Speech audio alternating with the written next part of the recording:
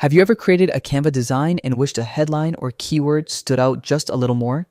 Bold text is one of the simplest ways to add emphasis, and in this quick guide, I'll show you exactly how to do it in Canva for 2025, so your designs look cleaner, stronger, and more professional. Start by opening your Canva project. This can be something you're already working on or a brand new design.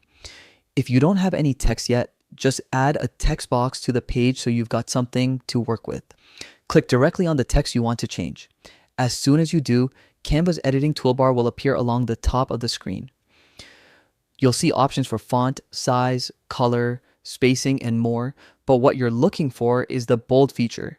It's represented by a capital letter B, just like you'd see in most word processors. Click that B and the selected text immediately becomes bold. You'll notice the difference right away. Your text becomes thicker and draws more attention on the page. If the change looks subtle, it's usually because of the font style you're using, so feel free to try out a different one that supports bold weight. Now, here's something a lot of people run into. Not every font in Canva includes a bold version. If the bold button looks disabled or nothing changes when you click it, that font is probably limited to a single weight. Just switch to another font in the dropdown.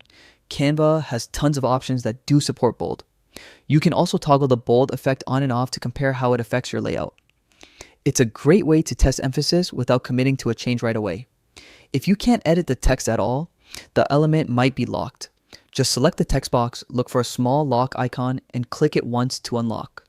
After that, the bold button will work like normal. And that's really all it takes to highlight keywords, headings, or calls to action in your Canva designs.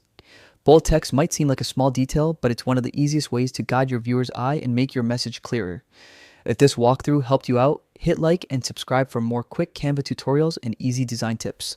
Thanks for watching, and I'll see you in the next one.